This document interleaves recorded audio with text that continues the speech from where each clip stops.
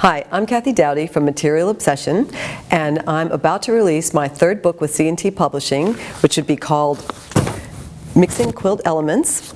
It's coming out in April 2016. This book is special to me because all of my books represent my life in the shop and the things that I learned from my own quilting experience as well as from my customers' experience.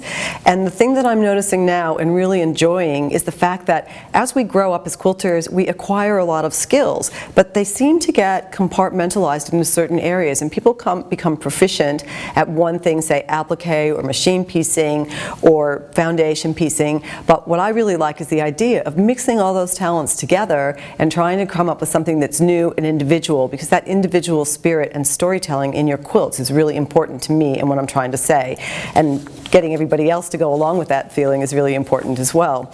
So in Mixing Quilt Elements, there's a combination of books, or of quilts, that combine different skills from the piecing part of it to the quilting part as well. So some quilts are machine pieced and domestically, and hand pieced. Oh, goodness gracious. Some of them are hand quilted as well as machine quilted, and some of them are quilted on by a long arm quilter and then embellished with personal hand quilting. So we cover the finishing of the quilts as well, but most importantly, each one of the quilts has a variety of different skills inside the construction of the quilt. So we have hexagons, we have my very favorite wedge ruler, machine, or all different kinds of machine piecing styles as well. So for the purposes of this video, what we thought we would do is talk about New Star, which combines paper piecing stars as well as using a wedge ruler and having a hand-worked project that you can build as you travel. And then when you get back to your home space or you get out of your quiet time, sort of meditative piecing, you can use your sewing machine to piece your backing and piece your borders and put the whole quilt together. One of the interesting things I found about constructing, or found while I was constructing this quilt, was that I cut out all these different fabrics and took them on the road with me and was hand piecing while I was driving in the car or flying in the plane. And when I got home and I went to put them together, I realized that hand piecing constructed with larger pieces of fabric created a situation I'd never encountered before. So what I did to be able to join my hand pieced, paper pieced sections to these bigger pieces was I made templates out of cereal boxes. And what I really like about that is it's bringing back sort of that nifty make-do kind of presence that quilters had in the original days with something really contemporary. And by contemporary I mean using these very bright, vibrant colors. So I constructed all of the different star points, and I'll show you how I did that in a minute, made my wedge blocks, and then paper pieced these triangles into that. And it was sort of a wow moment for me, because it realized I've got more skills than I even thought that I had, and trying to come together, put those together in a new way was really exciting. So basically, to construct the star, what we're going to do is go back to English paper piecing, which is one of the oldest ways of making quilts in existence. And as you can see on the front, I've got the hexagon in the middle, a triangle on the flat edge, opposing flat edges, and then I've surrounded it with different diamond shapes.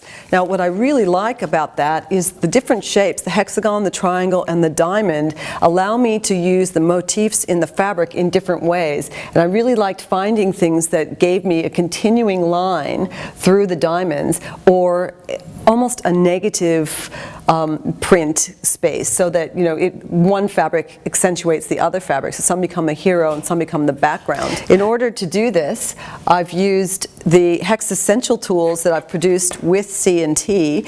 They come in 3 different sizes: the small viewers, the medium, and the large. So whether you like to do a small, fussy kind of a project or a big project, we have the product to suit those different styles or those different sizes.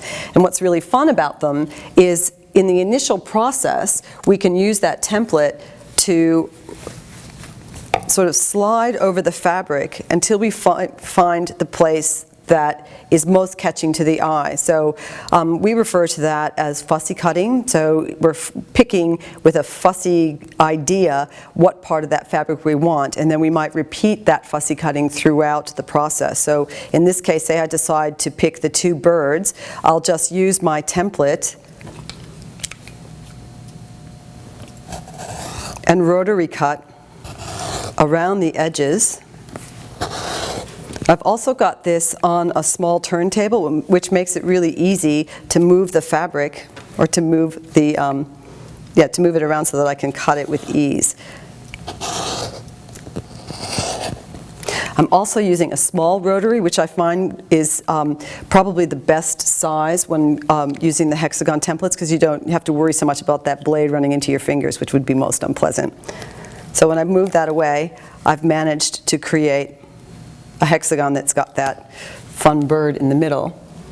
So that might look nice. If I'd had that fabric at that time, it might look nice as the feature print. So the hexagons are using the biggest motifs, and then in the diamonds I'm looking for things that are a little bit more graphic. So I might look for a stripe fabric, for example. Use the diamond and slide it around until I find a spot that really captures a part of the stripe that I think that looks nice. Like here, I like the way that angle repeats itself within the shape of the diamond. I think that would be really nice to put in the quilt.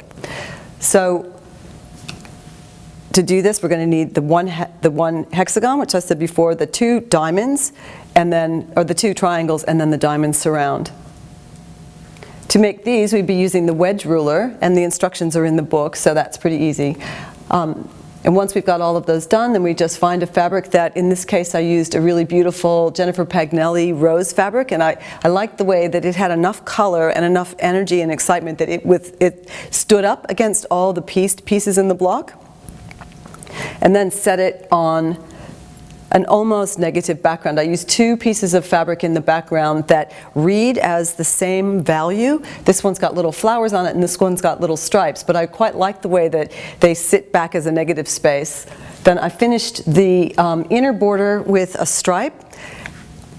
In my quilt, and you can do this, but you don't have to do it, I used two of the same size stripe in two different fabrics and just pieced them together and cut them so that they worked around the quilt. And what I like about that is, is that feeling that I ran out of something. So I've intentionally made it look like I ran out of something or made do, just because I really, in essence, couldn't decide which stripe I liked better. And then the outside, we've just used a 60-degree triangle and used a couple of different fabrics that were left over from my hexagons combined with the stripe to create the triangles around the border. So there were lots of really fun different techniques in that quilt.